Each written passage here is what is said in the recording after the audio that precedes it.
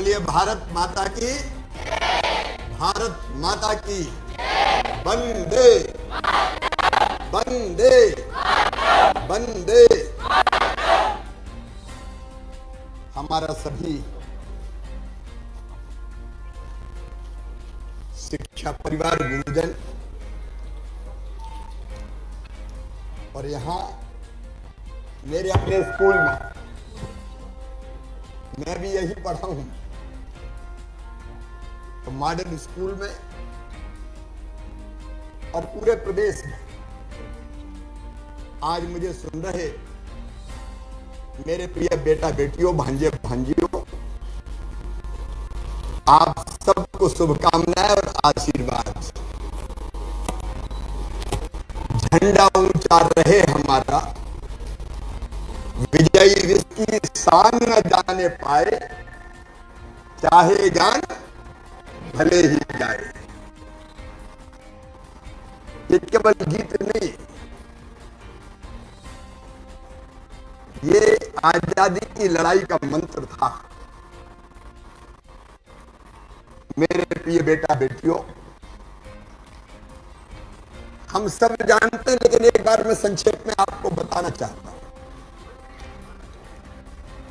अपना देश भारत अत्यंत प्राचीन और महान राष्ट्र, 5000 साल से ज्यादा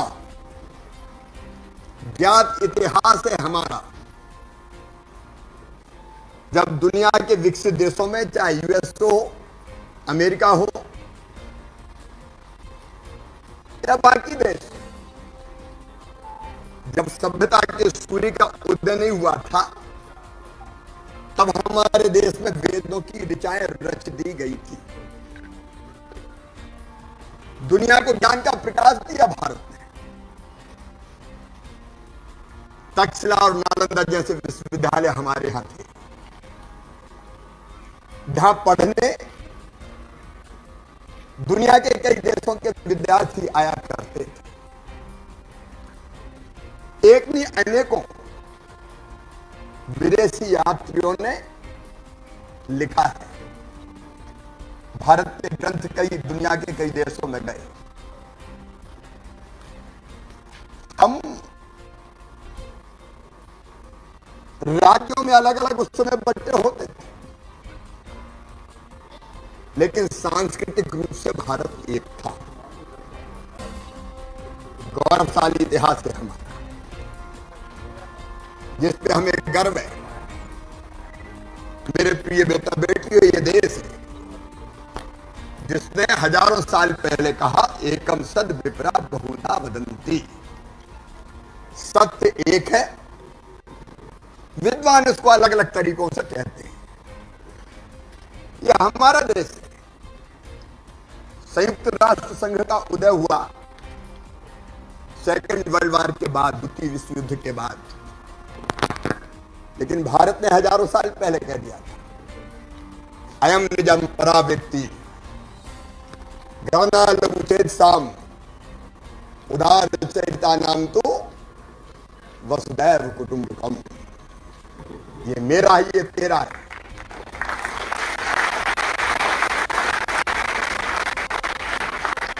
ये मेरा है, ये तेरा है, ये छोटे दिल वालों का होता है। लेकिन विशाल हृदय वाले कहते हैं सारी दुनिया ही एक परिवार है। अपना देश है जहां हमने कहा प्राणियों में सद्भाव ना हो और विश्व का कल्याण हो। केवल अपने कल्याण की कामना हमने नहीं की। ये अपनी धरती है जहां ऋषियों ने हजारों साल पहले गाया, सर्वे भवन्तु सुखिनः सर्वे सन्तु निरामया सर्वे भद्राणि पश्यन्तु मां कश्चित् दुर्भाग् भवेत्।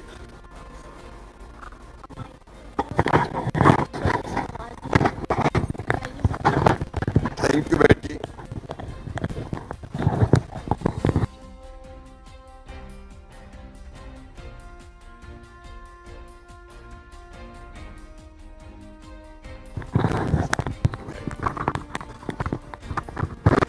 पान जी को धन्यवाद।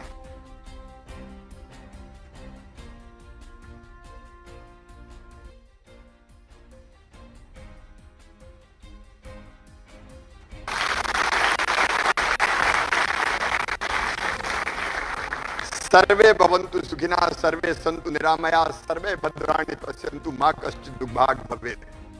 केवल हम नहीं, सब सुखी हो, सब निरोग हो, सबका मंगल हो और सबका कल्याण हो। जिस देश का इतिहास इतना गौरवशाली हो, हमारा दुर्भाग्य था कि आपस की फूट के कारण हमें गुलाम होना पड़ा। मैं बहुत विस्तार में नहीं जाऊंगा, लेकिन संक्षेप में मैं इतने ही कहना चाहता हूं, आप सब जानते हैं, पढ़ रहे होंगे, पढ़ा होगा। अंग्रेज, उनके साथ साथ कुछ और ऐसे देश जो दुनिया के दूसरे देशों पर, उनकी धन और संपत्ति पर जिनकी नजर होती थी। भारत की समृद्धि की चर्चा दुनिया में थी। आप सबको पता, पुर्तगीज, डच, अंग्रेज भारत की तरफ आए, और अंग्रेज भी आए थे व्यापारी बनकर। ईस्ट इंडिया कंपनी व्यापार करने आई थी, लेकिन उस समय दुर्भाग्य से देश की परिस्थितियां ऐसी थी कि जो स्थानीय राजा और शासक थे वो एक दूसरे से लड़ रहे होते थे, नीचा दिखाने की कोशिश करते थे दूसरे को, और किसी तीसरे के साथ मिलकर भी इसको हरा दें, इस तरह की मानसिकता और प्रवृत्ति पनपी थी। इस कमजोरी को अंग्रेजों ने समझ लिया, हाथ में तराजू लेके आए थे।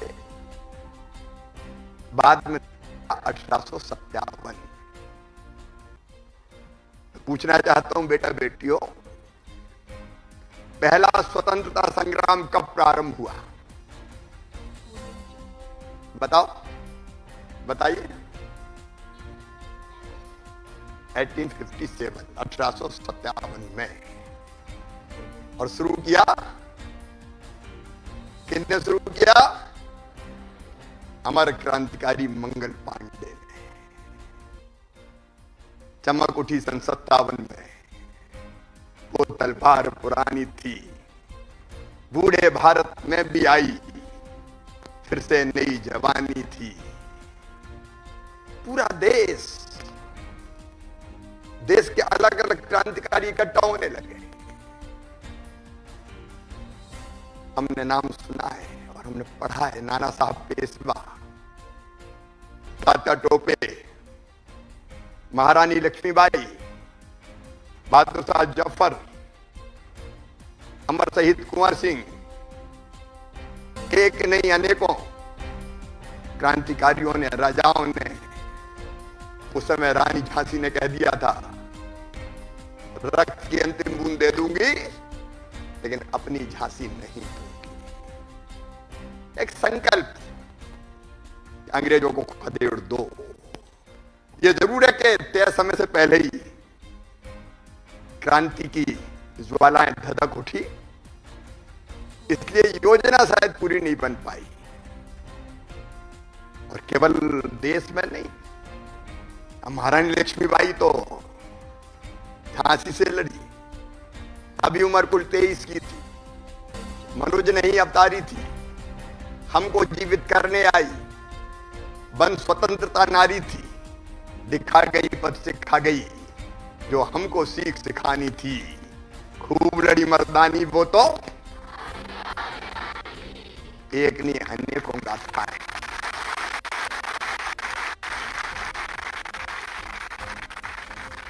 अपने मध्य प्रदेश में भी कितने क्रांतिकारी हुए, राजा शंकर शाह, रघुनाथ शाह, विद्रोह का बिगुल फूंक दिया, जबलपुर मंडला के आसपास कुंवर चैन सिंह, राणा बख्तावर सिंह, टंट्या मामा, भीमा नायक, खज्जा नायक, बादल भोई, राजा विभूत सिंह, एक नहीं अनेकों क्रांतिकारी जिन्होंने संघर्ष का बिगुल फूंक दिया। यह अलग बात है कि पहला स्वतंत्रता संग्राम हमारे अपनों के कारण पूरा सफल नहीं हो पाया। कुचलने की अंग्रेजों ने कोशिश की, हमारे कई क्रांतिकारी मारे गए, बलिदान हो गए, रक्त की अंतिम बूंद तक उन्होंने दे दी और कई को अंडमान निकोबार जैसे अलग अलग जेलों में भी जाना पड़ा। लेकिन क्रांति की ज्वालाएं लगातार धधकती रही और आजादी की लड़ाई की बाद में दो धाराएं बन गई। एक धारा थी स्वतंत्रता संग्राम सेनानियों की, पंडित मदन मोहन मालवीय, लोकमान्य तिलक,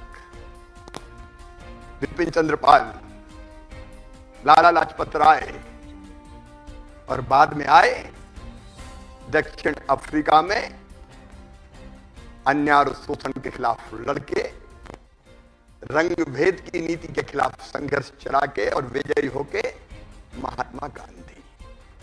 एक धारा थी कि हम अहिंसक आंदोलन करेंगे। लोकमान्य तिलक ने उस समय कह दिया था, स्वराज मेरा जन्म सिद्ध अधिकार है और मैं उसे लेके रहूंगा।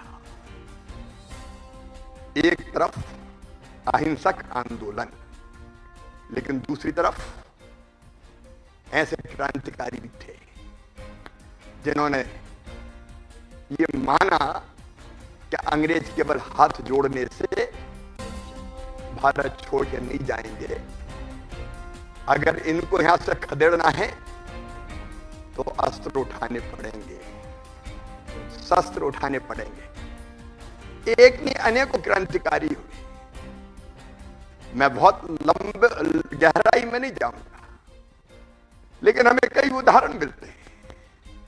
एक तरफ महात्मा गांधी ने सत्य और अहिंसा एक अलग अस्त्र दिया लड़ाई का, अलग अस्त्र एक सविनय अवज्ञा आंदोलन, सत्याग्रह, नए नए अस्त्र जो दुनिया ने लड़ाई में कभी नहीं देखे थे। तो दूसरी तरफ क्रांतिकारियों की श्रृंखला हुई। आपने सबका नाम पढ़ा और सुना है, गर्व होता है। हमारे कई क्रांतिकारी, शहीद उधम सिंह का नाम सुना होगा। जलियांवाला बाग में जब अंग्रेजों ने जनरल उडायर ने कत्लेआम किया, लाशों से पट गया था जलियांवाला बाग, तब छोटा सा बालक था उधम सिंह, खून से सनी उस माटी को उठा के उसने संकल्प लिया था कि जनरल डायर में इसका बदला लूंगा। डायर चला गया अपने देश, उधम सिंह भी पहुंचे। कई दिनों तक कैसे मैं बदला लूं इसकी योजना बनाई और बाद में एक दिन जनरल ओडायर को गोलियों से भून के बदला ले लिया। शहीद उधम सिंह ने खुद फांसी के फंदे पे चढ़ गए। हमने नाम सुना है शहीद आजम भगत सिंह जी, चंद्रशेखर आजाद, उनका जन्म तो अपने भाभरा में हुआ, मध्य प्रदेश के भाभरा में, जिसको चंद्रशेखर आजाद नगर कहा जाता है। सुखदेव, राजगुरु, अशफाकुल्ला खान, दुर्गा भाभी, एक नहीं अनेकों क्रांतिकारी, स्वतंत्र वीर सावरकर, उसके पहले जाफेकर बंधु, मदनलाल ढींगरा, एक नहीं अनेकों क्रांतिकारी। अब एक घटना सुनाता हूं। चंद्रशेखर आजाद 14 वर्ष के थे, भारत माता की जय बोलना अपराध था। वंदे मातरम का उद्घोष कोई कर नहीं सकता था, क्योंकि वंदे मातरम भारत की आजादी का मंत्र बन गया था। लेकिन बालकों की तुम चंद्रशेखर आजाद को पकड़ नहीं पाओगे। दुश्मन की गोलियों का हम सामना करेंगे। आजाद ही जिए हैं, आजाद ही मरेंगे।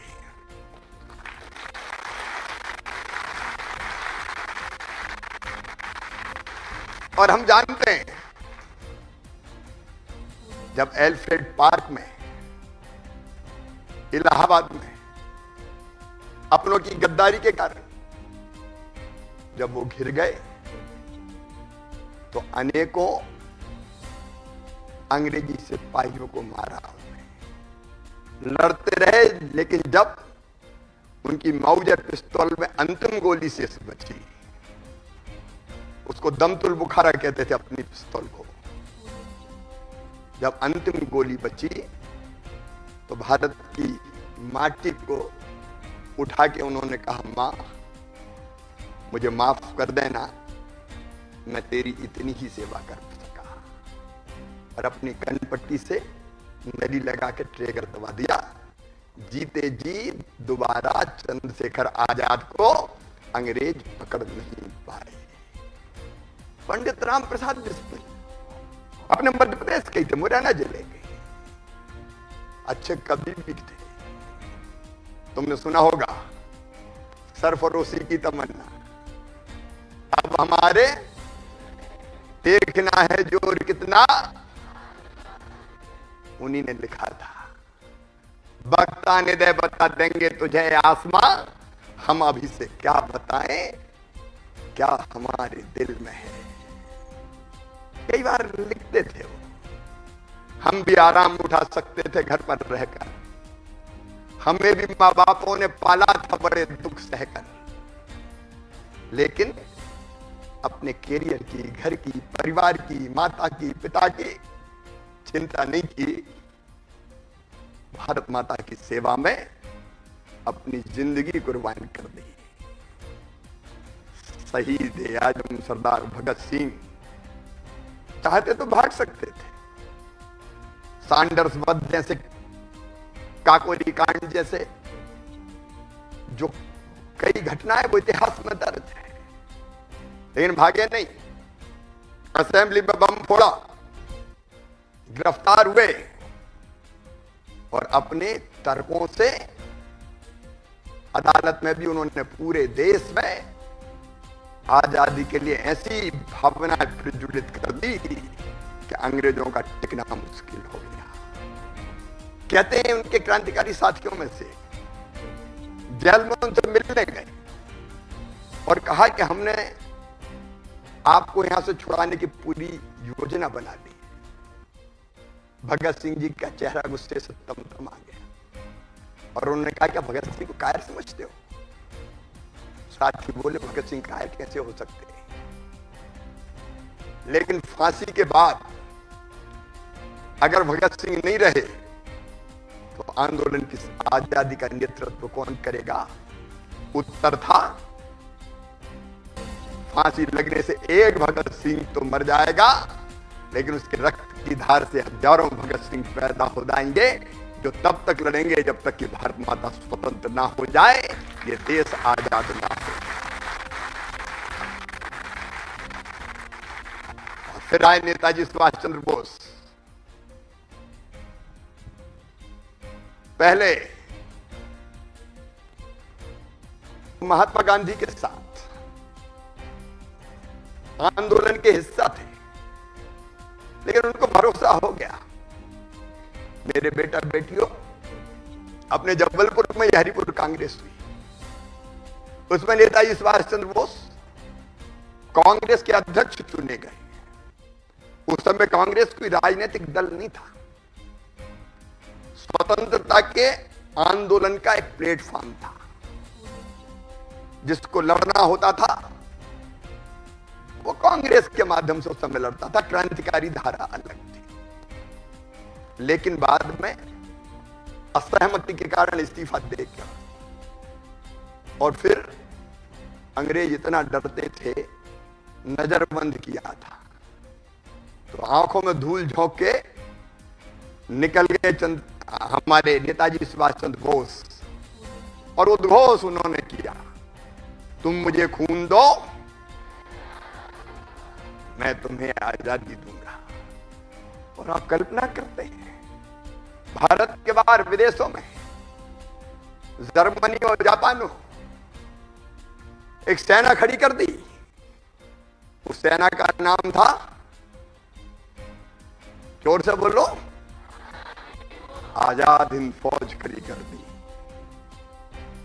और भारत भूमि पर अंग्रेजों से लड़ते हुए अंडमान निकोबार और नॉर्थ ईस्ट में तिरंगा झंडा फहराया, तो नेताजी सुभाष चंद्र बोस की आजाद हिंद फौज ने फहराया।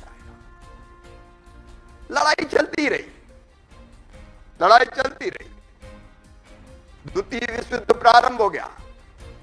महात्मा गांधी ने भी फिर उद्घोष कर दिया, अंग्रेजों भारत छोड़ो, करो या मरो।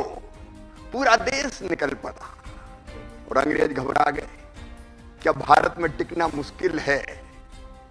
और तब देश को स्वतंत्र करने का फैसला अंग्रेजों ने किया।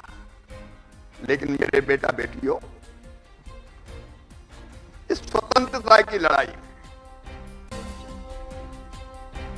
एक ध्वज लेके लड़े, क्योंकि आपने देखा होगा पुराने समय में भी राजाओं का या शासकों का ध्वज हुआ करता था, कोई ना कोई झंडा हुआ करता था। तो आजादी की इस लड़ाई में भारत का ध्वज होना चाहिए, झंडा होना चाहिए, ये विचार बार बार आता था और हमारे झंडे का स्वरूप बनता चला जाता था। मेरे बेटा बेटियों, आजादी का अमृतकाल है, आजादी का 75वां वर्ष। और आप जानते हो, हमारे प्रिय प्रधानमंत्री जो एक वैभवशाली, गौरवशाली, संपन्न और समृद्ध राष्ट्र का निर्माण कर रहे हैं। आज भारत का मान, सम्मान और शान पूरी दुनिया में है। दुनिया का कोई देश हमें अनदेखा नहीं कर सकता। उन्होंने आह्वान किया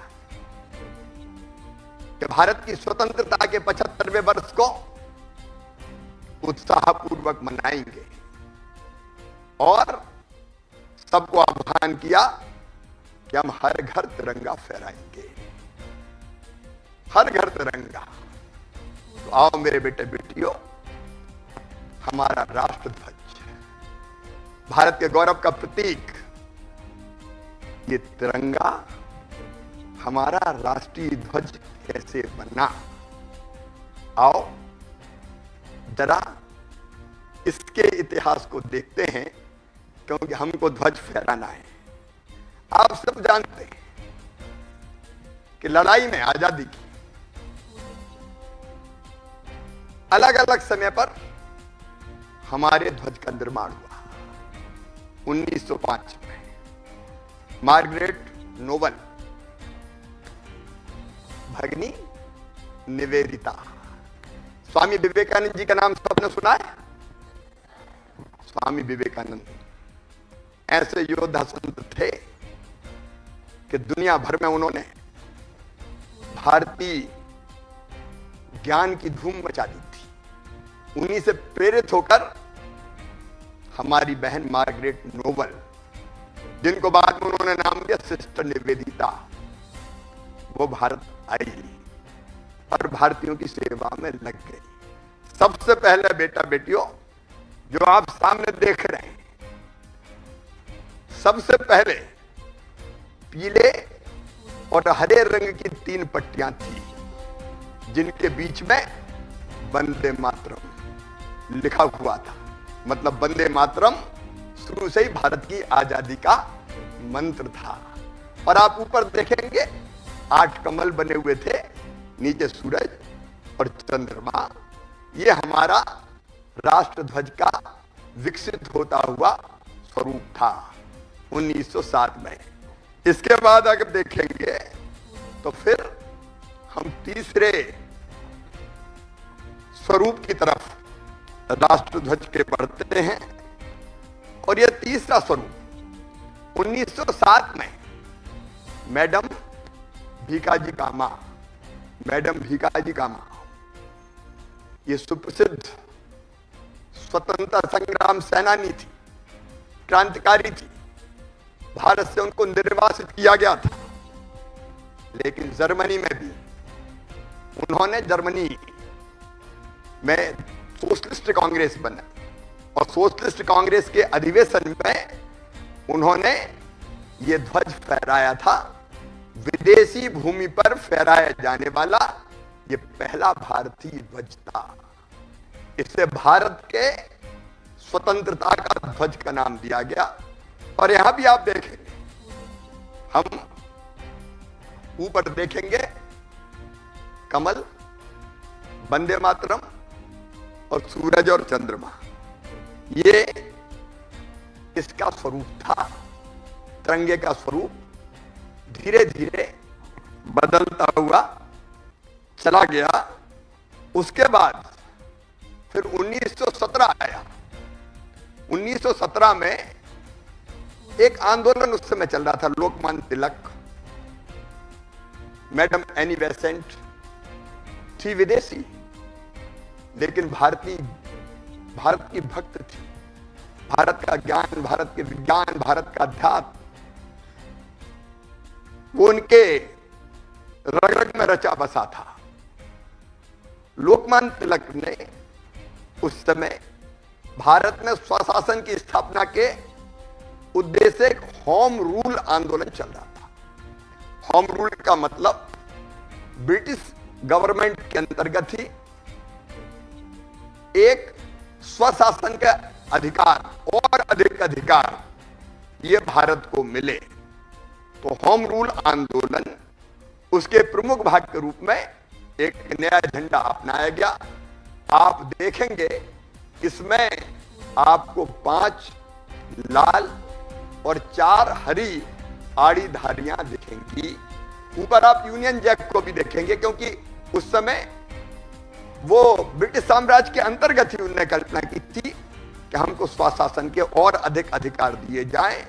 और जो आसमान में कभी कभी आप देखते होंगे सप्तऋषि, पता नहीं आजकल देखते हैं कि नहीं, हम तो जब गांव में आंगन में सोते थे तो रोज देखते थे कि ये सप्तऋषि है, 7 तारे। तो वो सप्तऋषि के आकार में 7 तारे थे और चंद्रमा और एक तारा अलग दिखाई देता था। ये 1917। लेकिन इसके बाद एक अलग युग आया और उस युग में महात्मा गांधी लोगों की श्रद्धा का केंद्र बन गए, लगभग पूरे भारत का दिल जीत लिया और आजादी की लड़ाई के मार्गदर्शक बन गए। 1921 में महात्मा गांधी ने यह महसूस किया कि एक राष्ट्रीय ध्वज होना चाहिए। हमारे देश का एक राष्ट्रीय ध्वज, एक भारतीय ध्वज, ये महात्मा गांधी जी ने इसकी आवश्यकता महसूस की और महात्मा गांधी जी ने यह काम दिया ध्वज बनाने का, ध्वज के स्वरूप को बनाने का श्री पिंगली वेंकैया जी को। और उन्होंने कहा कि ध्वज में चरखे के साथ ध्वज का डिजाइन बनना चाहिए। चरखा उस समय स्वदेशी का प्रतीक बन गया था और इसलिए 1921 में जो कल्पना की गई तो इसमें नीचे लाल, बीच में हरा और ऊपर सफेद रंग भी जोड़ दिया गया। और पिंगली वेंकैया जी को यह कहा गया कि चरखे के साथ वो इस डिजाइन को बनाए। आजादी की लड़ाई चलती गई, समय आगे बढ़ता रहा। उसके बाद 1929 में आप देखेंगे कि लाहौर का एक अधिवेशन हुआ कांग्रेस का, जिसमें पूर्ण स्वराज्य चाहिए, उससे कम कुछ नहीं चाहिए, इसका उद्देश्य रखा गया। और कराची में 1931 में फिर अधिवेशन हुआ तो कराची के उस अधिवेशन में इस ध्वज को भारत के राष्ट्रीय ध्वज के रूप में अपनाया गया। आप देखेंगे ऊपर, आप देखेंगे लाल रंग, बीच में श्वेत मतलब सफेद रंग, और नीचे हरा रंग। और तीनों रंग के अपने अपने महत्व और प्रतीक थे। लाल रंग बलिदान का प्रतीक था, लाल रंग बलिदान का प्रतीक, सफेद श्वेत रंग पवित्रता का प्रतीक, और हरा रंग आशा का प्रतीक बन गया और देश की प्रगति का प्रतीक। चरखा इसके बीच में, इसके केंद्र में जोड़ा गया। ये 1931 में हुआ और तिरंगे का ये स्वरूप, राष्ट्रध्वज का ये स्वरूप हमारे सामने आया। आजादी की लड़ाई चलती गई, देश आगे बढ़ता रहा। आजाद हिंद फौज के शौर्य के कारण देश में करो या मरो, अंग्रेजों भारत छोड़ो आंदोलन के कारण भारत का बच्चा बच्चा स्वतंत्रता के यज्ञ में, महायज्ञ में कूद गया। तब अंग्रेजों ने तय किया कि अब भारत में टिक नहीं सकते, हमको जाना ही पड़ेगा। और तब आजादी देने की तैयारियां शुरू हुई। तो फिर हमारी संविधान सभा बनाई गई कि देश को चलाना है तो एक संविधान चाहिए, इसलिए संविधान सभा का गठन हुआ। हमारे प्रथम राष्ट्रपति जो बाद में बने डॉक्टर राजेंद्र प्रसाद, वो संविधान सभा के अध्यक्ष थे और ड्राफ्ट कमेटी के चेयरमैन थे डॉक्टर बाबा साहब अंबेडकर। और उस समय 22 जुलाई 1947 को उस संविधान सभा ने स्वतंत्र, इस जो ध्वज आपको दिख रहा है वर्तमान स्वरूप में, इसे भारत के राष्ट्रीय ध्वज के रूप में अपनाया। अब अपना ये ध्वज आप देखेंगे, इसमें ऊपर केसरिया रंग, हम लाल भी कहते हैं लेकिन केसरिया ज्यादा हम उपयोग करते हैं, मध्य में सफेद रंग और सबसे नीचे हरा रंग। और इस रंग के प्रतीक भी अगर आप देखेंगे तो ये समझना हम सबके लिए जरूरी है। इसके मध्य में जो सफेद रंग है वो शांति और सत्य का प्रतीक है। शांति और सत्य, इसका प्रतीक सफेद रंग।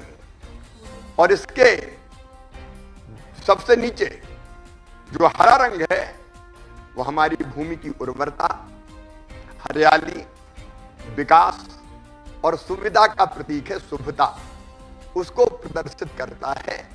और ध्वज के बीच में चरखे के स्थान पर यह 24 तीलियों वाला चक्र है। ये 24 तीलियों वाला चक्र, और ये चक्र हमको ये दिखाता है कि गति ही जीवन है और ठहराव ही मृत्यु, चलना ही जिंदगी है, रुकना है मौत तेरी। ये इसका प्रतीक है। मतलब काम करते रहो, चलते रहो, चलते रहो, चलते रहो, गतिशील रहो, इसका प्रतीक है। और ये हमारा आज प्राणों से प्यारा तिरंगा हमारा राष्ट्रीय ध्वज है। मैं अपने बच्चों को कुछ और महत्वपूर्ण बातें जरूर समझाना चाहता हूं। हम जाने ये सब कि हमारे तिरंगे में, हमारे राष्ट्रीय ध्वज में लंबाई और चौड़ाई का अनुपात क्या है। यह अनुपात है 3:2, मतलब 3 लंबाई और 2 चौड़ाई। अगर 3 मीटर लंबाई है तो 2 मीटर चौड़ाई, 3 फीट लंबाई है तो 2 फीट चौड़ाई, ये अनुपात है।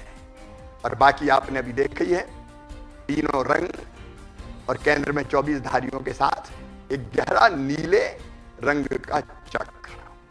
हम और आगे बढ़ते हैं तो मैंने जैसा बताया पिंगली वेंकैया जी इस ध्वज के रचनाकार थे।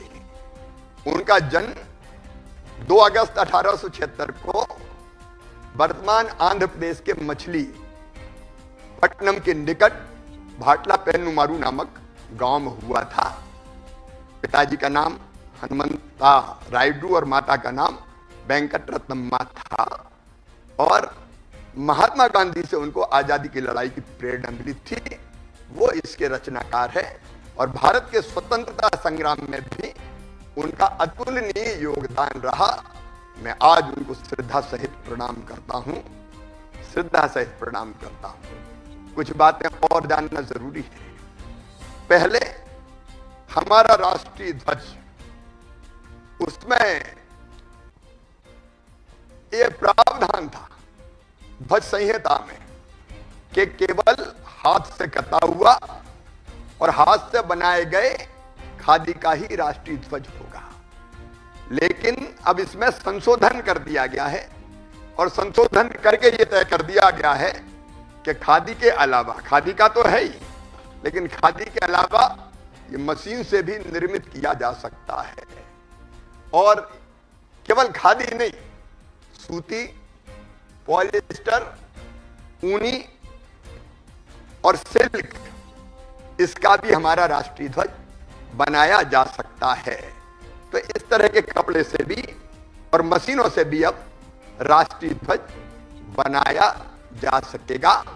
ये ध्वज संहिता में संशोधन करके ये प्रस्ताव कर दिया गया। अब और आगे हम देखते हैं कि हमको सबको राष्ट्रध्वज फहराना है। फहराएंगे ना सब? जोर से बताएं, फहराएंगे। जगह नहीं लगाया जाए कि आधा दिख रहा है, आधा नहीं दिख रहा है। स्पष्ट रूप से दिखाई देना चाहिए। सम्मान के साथ राष्ट्रीय ध्वज को फहराना चाहिए। मेरे प्रिय बेटा बेटियों, मैं प्रदेश भर के अपने बच्चों से कहना चाहता हूं, अब इस बात का प्रावधान है। पहले राष्ट्रीय ध्वज सूर्योदय के साथ सूर्यास्त तक फहराया जा सकता था, लेकिन अब संशोधन कर दिया गया है। और अगर झंडा खुले में फहराया जाता है या जनता के किसी व्यक्ति के द्वारा, पहले कोई व्यक्ति अपने घर पर नहीं फहरा सकता था, आपको पता है, संस्थानों में ही फहराते थे, लेकिन घर पर फहराया जाता है तो उसे दिन के साथ साथ रात में भी फहराया जा सकता है। मतलब सूर्यास्त के साथ झंडे को उतारने की आवश्यकता नहीं है। जो रात दिन फहरा सकते हैं हम, इसलिए 13 को फहराएंगे, 13, 14, 15 हमारा झंडा फहराएगा, लहर लहर लहराएगा और देश का मान और सम्मान बढ़ाएगा। लेकिन एक बात और ध्यान रखना कि हम जब झंडे को, ध्वज को फहराएं तो अलसाए हुए से, निरुत्साहित से, वैसे नहीं फहराना। पूरे इस उत्साह, आनंद और स्फूर्ति के साथ फहराना है। तो फहराना है स्फूर्ति के साथ। और जब झंडे को उतारना है तो धीरे धीरे आदर के साथ उतारना है, क्योंकि हमारा राष्ट्रीय ध्वज हमारे गौरव का और देश के सम्मान का प्रतीक है। जब बिगुल की आवाज के साथ ध्वज फहराया जाता है तो इस बात का ध्यान रखा जाए कि बिगुल की आवाज के साथ ही फहराया जाए और बिगुल की आवाज के साथ ही उतारा जाए। यह ध्यान रखना जरूरी है। और एक बात और ध्यान रखना, ध्वज को फहराते समय ये जरूरी बातें, इसलिए मैं अपने बेटा बेटियों को बता रहा हूं। फटा या मैला ध्वज, देखिए राष्ट्र ध्वज है तो क्या फटा फहराना चाहिए क्या? बिल्कुल नहीं। तो फटा या मैला, क्योंकि हमारे सम्मान और गौरव का प्रतीक है, तो फटा या मैला ध्वज नहीं फहराया जाता। दूसरे, हमने देखा होगा कि कई बार जब राष्ट्रीय कोई ऐसी घटना हो जाती है, कोई महापुरुष चले जाते हैं, तो राष्ट्रीय शोक की घोषणा होती है। तो राष्ट्रीय शोक के समय ध्वज को आधा झुका दिया जाता है, उसके अलावा आधा झुका नहीं रहेगा, मतलब झुका हुआ नहीं रहेगा, लहराता हुआ रहेगा। केवल राष्ट्रीय शोक के अवसर ही ध्वज ध्वज को आधा झुकाते हैं। और एक बात का ध्यान और रखना, सबसे ऊपर है हमारा तिरंगा, राष्ट्र ध्वज। तो कोई और ध्वज ना तो तिरंगे से ऊपर होगा ना तिरंगे के बराबर होगा, ना बराबर ना ऊपर। सबसे ऊपर होगा हमारा राष्ट्र ध्वज, तिरंगा। और एक बात और, हम राष्ट्रीय ध्वज पर कुछ लिख नहीं सकते। राष्ट्रीय ध्वज पर ना कुछ लिखा जाता है और ना कुछ छापा जाता है। इसका ध्यान रखना है मेरे प्रिय बेटा बेटियों। आज मैंने कोशिश की तिरंगे का इतिहास आपको बताने की। बोलो, समझ में आया क्या? ऐसे ही तो नहीं कह रहे? अब हम सब राष्ट्रध्वज फहराएंगे। जोर से बताओ, फहराएंगे? तो बोलिए, भारत माता की वंदे वंदे। धन्यवाद।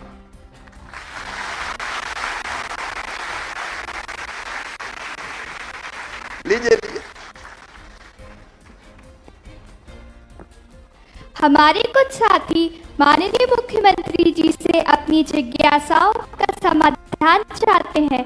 इस श्रृंखला में मैं सर्वप्रथम वीडियो कॉन्फ्रेंसिंग के माध्यम से जुड़े शासकीय उच्चतर माध्यमिक विद्यालय सुहागपुर जिला शहडोल से देव बैगा, जो कि कक्षा 9वीं के विद्यार्थी हैं, आपके समक्ष अपना प्रश्न रखेंगे। बोलो बेटा।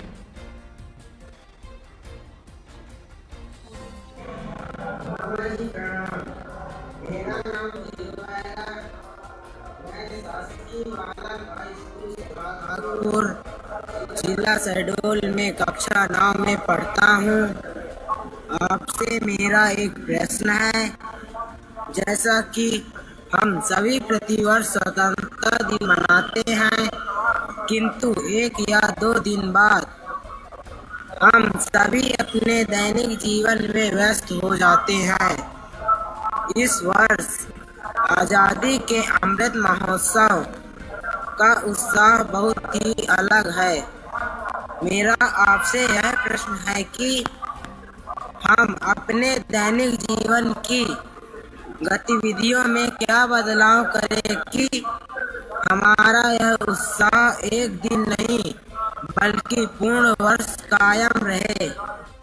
बेटा, बहुत प्रश्न किया आपने। तालियां बजाएं इस प्रश्न पे। जब स्वतंत्रता दिवस आते हैं तो बहुत उत्साह से हम मनाते हैं और बाद में फिर 2-3 दिन बाद भूल जाते हैं। ये उत्साह हमेशा कैसे बना रहे? देखिए, मैं एक बात कहता हूं, अपने लिए तो सब जीतते हैं। कीट पतंगे भी जीते हैं, पशु पक्षी भी जीते हैं। अपने लिए जिए तो क्या जिए, तू जी ए दिल जमाने के लिए, देश के लिए, समाज के लिए। ये भाव अगर मन में आता है तो प्रेरणा लगातार फिर बनी रहती है कि हम अपने बारे में तो सोचें, अपने कैरियर के बारे में भी सोचें, लेकिन हम अपने देश के बारे में भी सोचें, अपने समाज के बारे में भी सोचें। कोई भी देश अकेला शासक नहीं बना सकते, मुख्यमंत्री नहीं बना सकते, सरकार नहीं बना सकती, कुछ अफसर नहीं बना सकते। अगर बना सकते हैं तो 130 करोड़ भारतवासी मिलके ही भारत को महान बना सकते हैं। और ये बात प्रधानमंत्री जी भी हमारे बार बार कहते हैं। और इसलिए हमारे मन में एक अपने लिए जीने के बजाय हम औरों के लिए भी, अपने देश के लिए, अपने समाज के लिए भी जीने का सोचें। और जीने का मतलब अपनी दिनचर्या में कोई ना कोई काम सम्मिलित करते हैं। देखो, मैं रोज पेड़ लगाता हूं, पता है कि नहीं आपको? सबको पता है, रोज पेड़ लगाता हूं। मुझे किसी ने मजबूर तो नहीं किया कि तू रोज पेड़ लगा, लेकिन मुझे लगा कि पर्यावरण बचाने के लिए, आने वाली पीढ़ियों के लिए धरती सुरक्षित छोड़ने के लिए ये काम जरूरी मैं करता हूं। मैं अपने बच्चों से कहना चाहता हूं कि स्वतंत्रता दिवस के अवसर पर हम ये संकल्प भी लें कि हम अच्छे से पढ़ाई करेंगे, खेलेंगे कूदेंगे भी, वो भी जीवन का अभिन्न अंग है।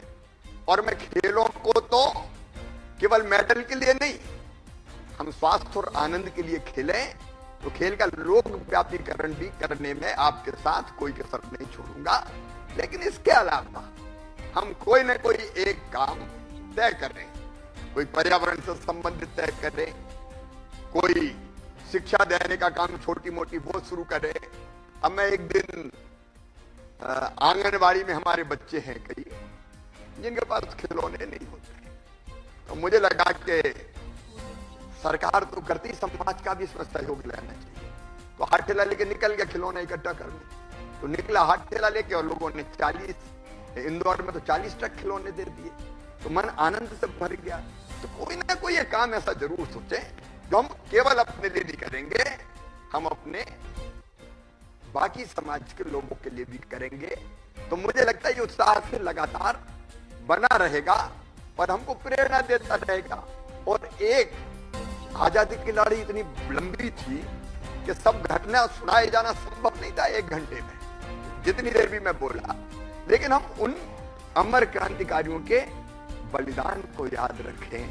मध्य प्रदेश में हमने इन क्रांतिकारियों की स्मृति में, चाहे वो टंट्या मामा हो, चाहे वो भीमा नायक हो, रघुनाथ शाह हो, शंकर शाह हो, रानी लक्ष्मी, महारानी लक्ष्मीबाई हो, कुंवर चैन सिंह हो, राणा बख्तावर सिंह हो, अलग अलग महारानी लक्ष्मीबाई हो, तात्या टोपे हो, चंद्रशेखर आजाद हो, स्मारक बना है इसलिए कि उनसे हम प्रेरणा प्राप्त करते रहे। उन्होंने देश के लिए अपना सर्वस्व न्योछावर कर दिया। आज देश को मरने की नहीं, देश के लिए जीने की जरूरत है। ये भाव अगर हमारे मन में रहा तो स्फूर्ति और प्रेरणा सदैव बनी रहेगी।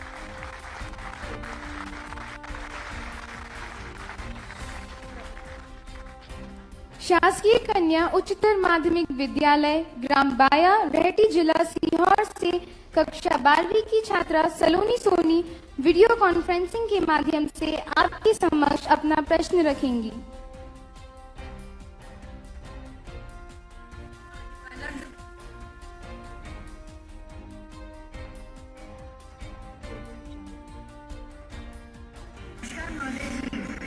मैं शासकीय कन्या उच्चतर माध्यमिक विद्यालय बाया से कक्षा 12वीं की छात्रा हूँ।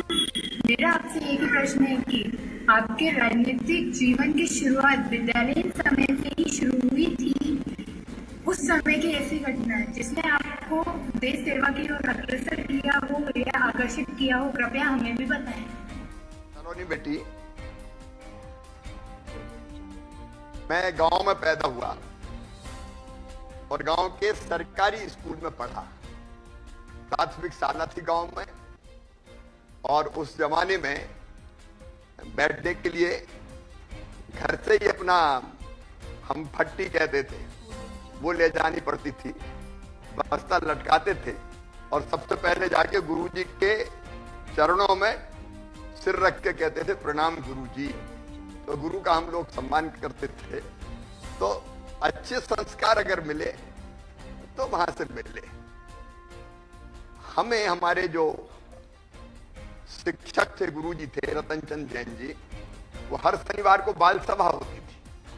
तो बाल सभा में वो रामचरितमानस की चौपाइयां पढ़वाते थे और उसका अर्थ करके भी बताते थे। तो उसमें से एक भाव ने मेरे मन में जन्म लिया कि मैं गांव में देखता था 2 वर्ग होते थे, किसान और मजदूर।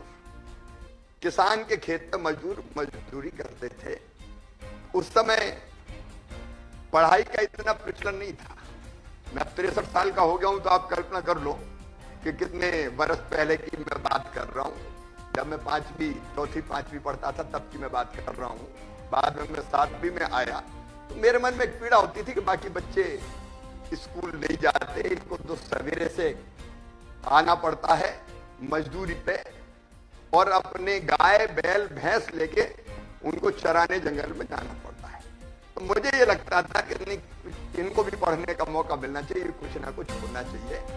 उसी तरह से मेरे मन में आया कि मजदूर के बगल से गुजरा तो हमारे चाचा जी थे, हम भी किसान परिवारों में आते थे, वो लठ लेके निकले, बोले आओ मैं देता हूं तुम्हें 5 पाई ढाई की। तो उनको देखते ही पेट्रोमैक्स फेंक के बाकी मजदूर तो भाग गए, लेकिन हम पकड़ लिए गए। और पकड़ने के बाद वो धुलाई हुई कि आज तक याद है मुझे। और फिर मैं वापस भेज दिया गया भोपाल में, छुट्टी में गया था मैं। तो कुल मिला के अंदर अगर तड़फ कोई होती है तो हम सफल असफल, वो आंदोलन मेरा फेल हो गया, सफल नहीं हो पाया, लेकिन तड़फ थी जो बरकरार रही। और उसके बाद हम लड़ते रहे। फिर इसी स्कूल में मैं पढ़ा 9th, 10th और 11th। 10+2 नहीं था पहले, 11वीं तक था, फिर कॉलेज जाते थे। यहीं से मैंने भाषण दिया था छात्र संघ के अध्यक्ष के लिए, यहीं से। एक बार मैं लड़ा था साहित्य सचिव के लिए, मैं चुनाव हार गया था। दूसरी बार मैं लड़ा तो मैंने कहा सचिव वचिव काय के लिए लड़ता है शिवराज, सीधे प्रेसिडेंट का लड़। तो मैं छात्र नायक कहते थे उस समय, मुझे अच्छी तरह याद है। और इसी मंच से मैंने भाषण दिया था। और मैं यहाँ का छात्र संघ का छात्र नायक बोलते थे मुझे, जहां तक आजकल क्या बोलते हैं, प्रेसिडेंट बोलते हैं। तो प्रेसिडेंट का छात्र नायक हिंदी में उस समय बोलते थे। और उसके बाद शुरू हुआ जेपी का मूवमेंट, लोकनायक जयप्रकाश नारायण, नाम सुना है आप लोगों ने? लोकनायक जयप्रकाश नारायण, उन्होंने एक आंदोलन चल रहा है महंगाई, बेरोजगारी, भ्रष्टाचार के खिलाफ। तो हम छात्र संघ के अध्यक्ष रहते ही उस आंदोलन में शामिल हो गए। और बाद में फिर इमरजेंसी लगी, इंदिरा जी ने इमरजेंसी लगाई, आपातकाल। तो छात्र संघ का अध्यक्ष रहते हुए तुम्हारा मामा जेल चला गया, हमें जेल भेजा गया कि सरकार के खिलाफ विद्रोह फैला रहे हो, क्योंकि रुकने वाले नहीं थे, अंदर तरफ थी, गलत चीजों के खिलाफ लड़ते थे। तो जेल चले गए। जेल के बाद निकल के फिर मैंने 11वीं पास की। तो कुल मिलाकर अगर तड़फ होती है अंदर काम करने की, तो हम लगातार अपने काम को और विस्तार देते चले जाते हैं। ऐसी कई घटनाएं हैं, एक बार हम तय कर लें कि हमको कोई ना कोई लक्ष्य बना के कि हमको जीवन में इस लक्ष्य को पूरा करना है, तो हम उस तरफ बढ़ते चले जाते हैं। अब कार्यक्रम में उपस्थित विद्यार्थी यदि कोई प्रश्न माननीय मुख्यमंत्री जी से पूछना चाहें तो वे अपना प्रश्न हमारे समक्ष रख सकते हैं।